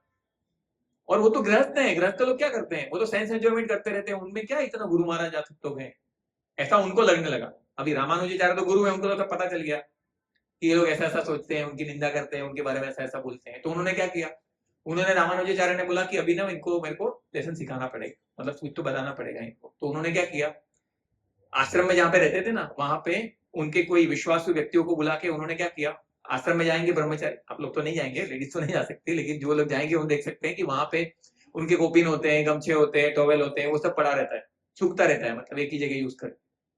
तो इन्होंने क्या किया, वो सबको लेके छुपा दिया या मिट कर दिया या इधर उधर कर दिया। और सब सुबह जब ब्रह्मचारी सब उठे तो सब देखा कि अरे मेरा गमछा नहीं है, अरे मेरा कोपिन नहीं है, अरे मेरा टॉवेल किधर गया। तो एक दूसरे को दोष देने लगे, एक दूसरे के साथ हाथापाई करने लगे और एक दूसरे को सुनाने लगे, है ना। रामानुजाचार्य ने देखा ये, तो वो सब होने लगा। और फिर बाद में रामानुजाचार्य ने क्या किया, ये तो पता चल गया ना, अभी तुमने पूरा जीवन छोड़ा है, एक टॉवेल और एक कोपिन के लिए तुम मारामारी कर रहा है, तुम फाइटिंग कर रहा है। तो ये रिनंसिएशन में जहां पर हम केंद्र में होते हैं वहां पर क्या होता है, वहां पर भगवान की सेवा नहीं, हमें अपना व्यक्तिगत स्वार्थ दिखता है। तो ये रामानुजाचार्य को उनको शिष्यों को शिक्षा देनी थी, तो उन्होंने उनको बोला ठीक है अभी आपने इतनी छोटी चीज के लिए करना। अभी क्या बोला कि वही सारे शिष्यों को लेकर उन्होंने क्या किया, उन्होंने 2 और विश्वासु शिष्यों को लेकर धनुर्दास जो थे उनके पत्नी के घर पे इनको भेजा, और उनके पत्नी के घर पे भेजा। और फिर उन्होंने क्या किया, धनुर्दास तो नहीं थे तो उनके घर पे जाकर उन्होंने कुछ जो कीमती सामान थे ना, उनकी पत्नी सो रही थी तो कीमती सामान थे वो सब ले लिए, मतलब वो चुराने लगे, वो सब लेने लगे रामानुजाचार्य के कहने पर। तो वो जो आवाज हुआ तो उनकी पत्नी थोड़ी सी जाग गई, और जाग गई मतलब थोड़ी टर्न हो गई, करवट बदला उसने। तो इसको लगा कि वो जाग गई है तो वो सब भाग गए। तो फिर धनुदास घर पे आए तो उसकी पत्नी ने बोला, और अभी यहाँ बैकग्राउंड में क्या हो रहा है, बैकग्राउंड में रामानुजाचार्य सारे शिष्यों को लेकर उनके घर के बाहर कि देखने के लिए कि उनका क्या संवाद हो रहा है, क्या वार्तालाप हो रहा है, वो देखने के लिए सभी शिष्यों के साथ रामानुजाचार्य खड़े हैं। अब देखो तुम, मैं बताता हूँ अभी क्या होता है। तो उन्होंने तो क्या किया था, चोरी करवाया था।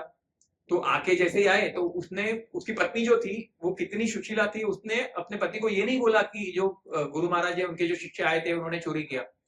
उसने क्या कहा, उसकी पत्नी ने क्या कहा, उसकी पत्नी ने कहा कि यहाँ पर कुछ शिष्य आए थे और मुझे ऐसा लगता है कि गुरु महाराज को किसी चीज की आवश्यकता है या उन्हें कुछ धन की आवश्यकता है, क्योंकि वहां पर लेने आए थे और मुझसे गलती हो गया। मैंने ना दूसरा जो कीमती जवेरात और वो सब था ना, वो दूसरी ओर रखा था और मैं चाहती थी कि वो भी लेकर जाए, इसलिए मैंने अपना करवट बदल कर मुंह फेर लिया। तो उनको लगा कि मैं जाग गई हूं और वो ऐसे बिना ले ही चले गए। तो जानते हो धनुदास ने क्या कहा? धनुदास ने कहा कि तू मूर्ख है, मतलब इतना सुंदर अवसर था गुरु महाराज की सेवा करने का और तूने खो दिया। अब ये सब कौन सुन रहा है? रामानुजाचार्य और सारे ब्रह्मचारी सुन रहे हैं। तो बोला कि अभी अपने पास जितना भी कुछ है ना वो सारा लेकर चलो और गुरु महाराज को दे दो। तब जाके उनके शिष्यों को पता चला कि वास्तव में जो गृहस्थ आश्रम होता है ना, वहां पे हम बाहर से जो देखते हैं वैसा देखकर हमें जज नहीं करना चाहिए।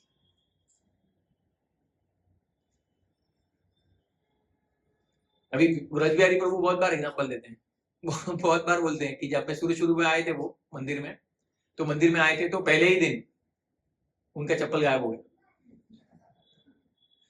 चप्पल गायब तो ब्रह्मचारी आश्रम में ऐसा होता है। अभी मैं अगर सेवा के लिए जाता हूँ ना, तो अभी भी मेरे जो टॉवेल है वहां पे लटक रहे हैं, मतलब मैं तो मेरे 2 वहां पे ही रखे हैं। तो कभी क्या होता है, कभी कुछ नहीं हुआ तो किसी का भी लेके यूज कर लेते हैं, तो वहां पे ऐसा सब चलता है। तो उनके चप्पल गायब हो गए, तो ब्रजबिहारी को गुस्सा हो गए, बोले अरे क्या मेरा चप्पल गायब हो गया, मेरा टॉवेल नहीं मिल रहा है, ये सब इधर उधर हो गया। और ब्रजबिहारी को नए थे तो उनको ऐसा लगा कि मतलब ये सब ऐसा थोड़ी होता है, किसी का भी कोई भी चीज ले लेने का। तो वहां पे वरिष्ठ भक्त थे, तो वरिष्ठ भक्त को बोला उन्होंने, कह रहे ऐसा कैसे हो गया? तो बोला देखो, तो उन्होंने बोला कि वेलकम टू ब्रह्मचारी आश्रम मतलब ऐसा सब तो होता रहता है। तो उन्होंने फिर बोला कि देखो यहाँ पे ना तुमको टॉवेल ये सब गायब हो सकता है, तुमको टॉवेल नहीं मिला वो भी हो सकता है, पर तुमको यहाँ पर क्या मिलेगा, यहाँ पर कृष्णा मिलेंगे। तो उन्होंने क्या कहा, तुमको कृष्णा चाहिए कि टॉवेल चाहिए? और जरी को कहा मुझे टॉवेल चाहिए। हालांकि फिर उनको समझ गया कि वास्तव में भगवान को पाने के लिए हमारा जो व्यक्तिगत स्वार्थ है, व्यक्तिगत जो आवश्यकता है, वो कहीं ना कहीं, वो कहते हैं ना, भगवान को मिलना आसान नहीं, थोड़ा कष्ट उठाना पड़ता है। कभी लडुआ मिले, कभी पेड़ा मिले, कभी भूखा भी रहना पड़ता है। भगवान को मिलना आसान नहीं, थोड़ा कष्ट उठाना पड़ता है। तो उनको बात समझ गया। अभी इसका लास्ट एग्जांपल दूंगा कि जहां पर हम बात कर रहे हैं यहाँ पर प्रचार की और आश्रम की, कि किस व्यक्तित्व से किस प्रकार से हमको कार्य करना चाहिए। तो 1969 में जब प्रभुपाद जी ने अंतरराष्ट्रीय वैष्णव नामक की स्थापना की, तो वहां पर 6 युवा कपलों, मतलब 6 जो युवा गृहस्थ थे, गृहस्थ लोगों को सीधा इंस्ट्रक्शन दिया कि आप लंदन जाइए और लंदन में जाकर प्रचार कीजिए। 6 लोग, और 6 लोग कौन थे? जिनको 1 साल भी पूरा नहीं हुआ था माला करते हुए इस्कॉन। उन्हें बोला कि आप जाओ और लंदन में प्रचार करो। और वो लंदन में प्रचार करने के लिए गौड़िया मठ से, जिसकी परंपरा में प्रभुपाद जी आते हैं, वहां पर 1920 में ऑलरेडी सन्यासी लोग गए थे। वो सन्यासी लोग जाए थे वहां पे। वहां का जो राजा था उस समय का, जेट लॉर्ड करके था, उसको बोला था उन्होंने कि आपको, तो उसको अच्छा लगा, ये जब सन्यासियों ने प्रचार किया तो उसको अच्छा लगा, बोलता है कि मुझे भी इसमें संलग्न होना है। तो सन्यासियों ने क्या कहा कि आपको 4 नियमों का पालन करना पड़ेगा, no meditating, no intoxication, no gambling, no illicit. तो बोला इम्पॉसिबल, ऐसा हो ही नहीं सकता। तो वहां पे प्रचार में सफल नहीं हुए। अब ये प्रभुपाद के शिष्य जो युवा हैं, जो अभी अभी भक्ति में आए हैं, और उनको प्रभुपाद ने क्या बोला, आप जाइए और प्रचार कीजिए। तो वहां पे श्याम सुंदर प्रभु, मैं ये क्यों बोल रहा हूँ कि यहाँ पर जो त्याग की बात आती है ना, श्याम सुंदर प्रभु और उनकी वाइफ मालती माता जी, गुरुदास प्रभु और यमुना माता जी, और मुकुंद प्रभु और जानकी माता जी, वो 6 कपल को प्रभुपाद जी ने भेजा और वहां पर जाके बिना किसी धन के वहां पर भेजा। और वहां के सबसे बड़े ब्रांड एम्बेसडर, सबसे बड़े व्यक्ति जॉर्ज हैरिसन को उन्होंने श्याम सुंदर प्रभु ने प्रीच किया। और जॉर्ज हैरिसन उस समय के, मतलब कहा जाता है कि माइकल जैक्सन से भी अधिक उस समय का उनका क्रेज था। तो उन्होंने कृष्ण भावनामृत का स्वीकार किया। और जॉर्ज हैरिसन वो व्यक्ति है जहां पर प्रभुपाद ने जिनको अपने अंत समय में याद किया था, और प्रभुपाद के हाथ में जो रिंग था ना, प्रभुपाद ने याद करके बोला था कि ये जो रिंग है ना वो जॉर्ज हैरिसन को देना, क्योंकि मेरे ख्याल से कृष्णा बुक उन्होंने स्पॉन्सर किया था जॉर्ज हैरिसन ने। जो हम कृष्णा बुक पढ़ते हैं ना, प्रभुपाद ने जब पहली बार लिखा था ना, तो उसके छापन कार्य में जॉर्ज हैरिसन ने कंट्रीब्यूशन दिया था, और प्रभुपाद लिखते भी हैं। तो इन गृहस्थों ने जाकर वहां पर प्रचार किया, और आज हम जो देख रहे हैं ना लंदन में जो प्रचार हो रहा है, वो उनके सबके योगदान के कारण हो रहा है। और फिर जब 2009 के आसपास उसी श्याम सुंदर प्रभु को वहां पर दुर्भाग्यवश कैंसर हुआ, और फिर वहां पर उनको बताया गया कि कैसे उनका जो लिवर है वो अभी कार्य नहीं कर रहा है, और उनका लिवर ट्रांसप्लांट करना पड़ेगा। और आप जानते हैं लिवर ट्रांसप्लांट करने के लिए जब ये बात पता चला, तो वहां पर जितने भी अंतरराष्ट्रीय कृष्ण भावना संघ में जितने भी लोग थे, उसमें से सारे लोग उनको अपना लिवर देने के लिए तैयार हो गए। और 9 घंटे का ऑपरेशन था। 9 घंटे के ऑपरेशन के बाद उनका लिवर ट्रांसप्लांट होता, और उसमें बहुत सारे लोगों का, मतलब डॉक्टर लोग परेशान हो गए कि आप कौन है, मतलब ऑस्ट्रेलिया से, लंदन से, अलग अलग प्रांत से, अलग अलग जगहों से उनके लिए रिक्वेस्ट आ रहा था कि श्याम सुंदर प्रभु को हम अपना लिवर दें। तो हमारे राधा गोपीनाथ प्रभु है जो पारिजाता माता जी के हस्बैंड है, तो वो वहां पर थे, और उन्होंने अपना जो लिवर है वो देने के लिए तैयार हो गए। अब उसमें क्या था, वो पारिजाता माता जी थी, लिवर देना मतलब एक तरीके से आप अपने लाइफ को रिस्क कर रहे हो। तो जब उन्होंने ये बात बताया, तो वो पारिजात माता जी तो थी, वो रो रही थी, लेकिन उन्होंने अनुमति दी कि हमारे पास ऐसा अवसर कब आएगा जब हम शीला प्रभुपाद को एक कृतज्ञता व्यक्त कर पाएंगे कि उनको जिन्होंने सहायता किया है उनके जीवन को हम बचाने के लिए प्रयास कर सके। तो उन्होंने वो योगदान दिया, और फिर उन्होंने अपना लिवर दिया, और लिवर देने के बाद 9 घंटे ऑपरेशन चला, और भगवान की दया से सब सही हो गया। तो परम पूज्य राधानाथ महाराज बहुत कृतज्ञता से जब वो इस बात की चर्चा बहुत बार की है उन्होंने, और उसमें विशेष रूप से पारिजाता माता जी को याद करते हैं, और महाराज बोलते हैं उनको कि अगर आप राधा गोपीनाथ प्रभु का अगर आप गोपीनाथ प्रभु का अगर आप यहाँ पे अगर गुणगान कर रहे हैं या उनके उदार हृदय के बात कर रहे हैं, तो इक्वल कंट्रीब्यूशन पारिजाता माता जी का भी है। तो वास्तव में जो मैं क्यों बोल रहा हूँ ये सब, क्योंकि भगवान के स्थान पर केंद्रित रहकर किस तरीके से गृहस्थ अपना जीवन जीते हैं, उनके सारे उत्कृष्ट उदाहरण। अब हम जो बात कर रहे थे यहाँ पे बोलेंगे कि हम तो आपने रामानुजाचार्य व धनुर्धर की बात कर दी, तो ये सारे जो है अभी के एग्जाम्पल है जो अपने जीवन में भक्तों को और भक्ति के साथ भगवान को कैसे प्रसन्न करना चाहिए उसके आधार पर ही वो अपना जीवन जीते हैं। तो आश्रम वाइज त्याग, हमारे लिए जब त्याग की बात आती है तो कहीं ना कहीं आपको नहीं लगता है तो यहाँ पे त्याग हुआ कि नहीं? पारिजाता माता जी का त्याग हुआ है ना। तो हर जगह पर त्याग की बात आती है, पर वो त्याग वास्तव में नॉलेज के आधार पर ट्रेनिंग लेकर अपने हृदय की शुद्धिकरण कर जब आप त्याग करते हैं, तो वास्तव में वो त्याग आपको आध्यात्मिक उन्नति पर लेकर जाता है। और वो आध्यात्मिक उन्नति हमारे लिए आवश्यक है, क्योंकि जब हृदय की शुद्धिकरण होगा, हमारी भावनाएं बदलेंगी, चेतनाएं बदलेंगी, तब हम आध्यात्मिक उन्नति कर अपने जीवन को सफल बना पाएंगे। ऐसे बहुत सारे एग्जाम्पल है, पर समय की मर्यादा है। मैं सिर्फ अंत में इतना ही कहूंगा कि अभी ये जब हम जो भी कार्य करते हैं ना, उसमें कहीं ना कहीं जैसा मैंने बोला कि हमको प्राइड से बचना है, और उसका बहुत उत्कृष्ट उदाहरण भागवतम में आता है, जिसमें जहाँ पे दक्ष का उदाहरण देते हैं। दक्ष प्रजापति, वो प्रजापति थे, और उनके पास जो कामना भी नहीं करते उतना धन, उतनी प्रसिद्धि, उतना सम्मान था। जब वो एंटर करते हैं, बहुत लंबी कथा है, फिर कभी चर्चा करेंगे, बट पॉइंट ये है कि एक व्यक्ति मतलब भगवान शिव जो थे वो ध्यान में मग्न थे, और वो आने के टाइम पे भगवान शिव खड़े नहीं हुए, और उसमें उन्होंने कितना बड़ा द्वेष किया उनसे। तो जब महाराज ये लेक्चर बोल रहे थे, इनका जो कथा सुना रहे थे दक्ष का, तभी महाराज ये बताते हैं कि किस प्रकार से हमारा जो त्याग होता है उसके आधार पर हमें प्राइड कभी नहीं आना चाहिए। क्योंकि प्राइड में पहली बात तो ये है कि हमारे पास जो भी अभी होता है, जो भी हम प्राप्त करते हैं, वो हमें आसानी से मिलता नहीं, पहली बात। दूसरा बात, अगर मिल भी गया तो वो टेम्पररी होगा, क्योंकि आज नहीं तो कल वो जाने वाला है ना। और ये जो जाने वाला है उसके आधार पर हम कितने सारे, अगर मिल भी गया तो उसके साथ क्या होगा, हमारे जो दुश्मन है वो बहुत बढ़ जाएंगे। जितने भी प्रसिद्ध व्यक्ति है कि वो सिक्योरिटी लेके घूमना पड़ता है, क्योंकि हमारे दुश्मन बढ़ते हैं उसके कारण। और ये अंत में सिर्फ इतना कहूंगा कि हमारे जीवन में कहीं ना कहीं कुछ एक त्याग का छोटा सा एलिमेंट होना चाहिए, जिसके आधार पर हम सिर्फ अपनी आवश्यकताओं के लिए नहीं पर दूसरों के उत्थान के लिए भी जीवन जिए। क्योंकि कुछ ना कुछ तो त्याग हमें करना ही पड़ेगा, क्योंकि बिना त्याग के कुछ नहीं मिलता। क्यों? क्योंकि एक सांस लेने के लिए एक सांस छोड़नी पड़ती है ना।